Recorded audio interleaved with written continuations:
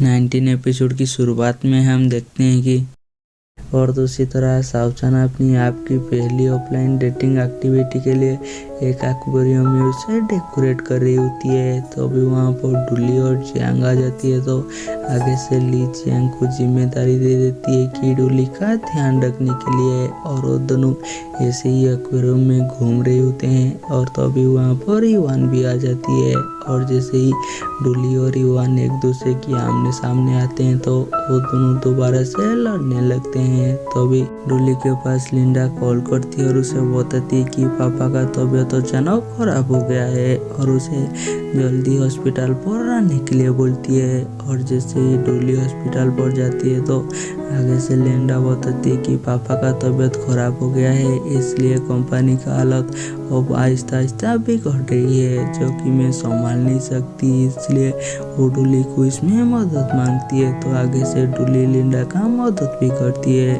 और दूसरी तरह युआन और जियांग एक्वेरियम में घूम रहे होते हैं। तो आगे से युआन जियांग को पूछते कि तुम यहाँ पर क्या कर रहे हो, क्या तुम डेटिंग एक्टिविटी में पार्टिसिपेट किए हो। तो आगे से जियांग बताती कि मैं तो यहाँ पर सिर्फ ली का मदद करने के लिए आई हूँ। और आगे से जियांग युआन को पूछते कि ऐसे तो तुम्हें शाओचान की आप पसंद नहीं है, तो तुम यहाँ पर क्या कर रहे हो, क्या तुमने यहाँ पर डेटिंग एक्टिविटी में पार्टिसिपेट किया है। तो आगे से युआन बताती कि मैं तो उसकी आपको पहले कभी यूज नहीं की। और उसके बाद जियांग जाकर ली को बताती कि वो जो 100% वाली कपल है उसमें जो फीमेल है वो मैं ही हूँ, लेकिन मैं इस डेटिंग एक्टिविटी को अटेंड नहीं करना चाहती हूँ, तो मैं इसे जाना चाहती हूँ। लेकिन आगे से ली उसे रिक्वेस्ट करती है रुकने के लिए, इसलिए जियांग यहाँ पर रुकने पर मान जाती है। और दूसरी तरह युआन शाओचान को जाकर उसकी आप के लिए उसे और कुछ टिप देती है और उसे बताती कि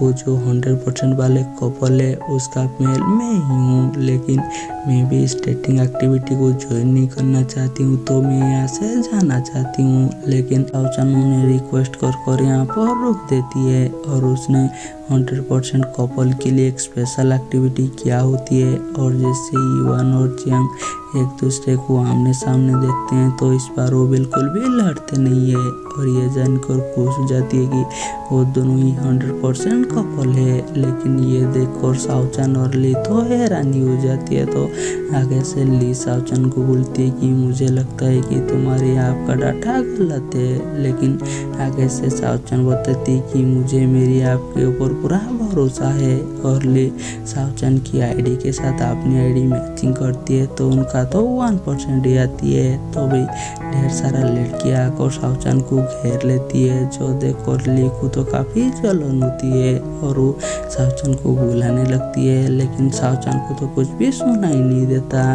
इसलिए ली जेलस से यहाँ से चली जाती है। और जैसे ही शाओचान फ्री होती है और वो अपने पास ली को नहीं देखता तो वो ली को ढूंढने के लिए जाती है। और जैसे ही वो ली को ढूंढ लेती है तो भागते हुए उसके पास जाती है और उसे गले लगा लेती है और उसे बोलती है कि तुम ऐसे ही मुझे छोड़कर क्यों चली गई, मुझे तुम्हारी कितना फिक्र हो रही थी। और ली तो शाओचान को अपनी इतना फिक्र करता हुआ देखकर उसे तो बहुत ही अच्छा लगती है। और वो शाओचान को पूछती है कि तुम्हारा दिल इतना जोर क्यों धड़क रही है। तो आगे से शाओचान बोलती है कि शायद मैं भाग रहा था इसलिए। और अगले दिन शाओचान अपनी कंपनी पर होती है तो आगे से शिनशिन उसे कॉल करती है और उसे बताती है कि मैं तुम्हारी कंपनी पर तुमसे मिलने के लिए आई हूँ। और ये सुनकर शाओचान तो बहुत ही घबरा जाती है और वो भागते हुए युआन के पास जाती है और उसे दोबारा से मदद मांगती है। इसलिए युआन बोलती है कि ठीक है, और वो कूद जाती है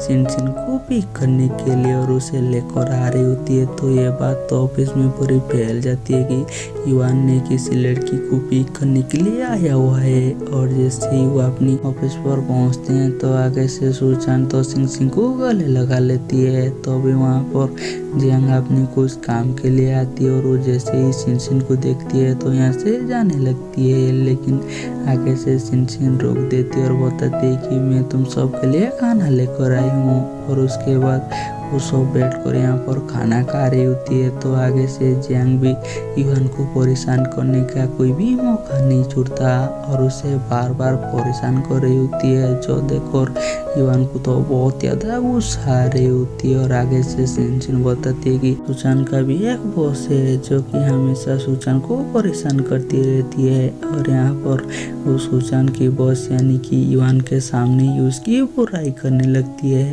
और यहाँ पर सुचान तो उसे रुकने की कोशिश करती है, लेकिन आगे से सिंचन नहीं रुकता। और जैसे ही युवान सिंचन को दोबारा छोड़ने के लिए जाती है तो वो इशारे से सुचान को बताती है कि तुम तो इस बार गए, मैं इस बार तुम्हें बिल्कुल भी नहीं छोड़ूंगा। और जैसे ही वो सिंचन को छोड़कर वापस आ जाती है तो और ये चीज़ कोइना ने देख लिया था, इसलिए वो सिंचन के पास जाती है और उससे पूछती है कि तुम यहाँ पर किससे मिलने के लिए आई थी। तो आगे से सिंचन बताती है कि मैं यहाँ पर मेरे बॉयफ्रेंड से मिलने के लिए आई थी। तो आगे से कोइना पूछती कि क्या तुम्हारी बॉयफ्रेंड युवान है। तो आगे से सिंचन बताती है कि युवान का तो पहले से ही गर्लफ्रेंड है, लेकिन वो इसके बारे में कोइना को और कुछ ही बताता नहीं है और यहाँ से चली जाती है। और यहीं पर हमारी एपिसोड खत्म हो जाती है और हम मिलेंगे जल्दी नेक्स्ट एपिसोड में।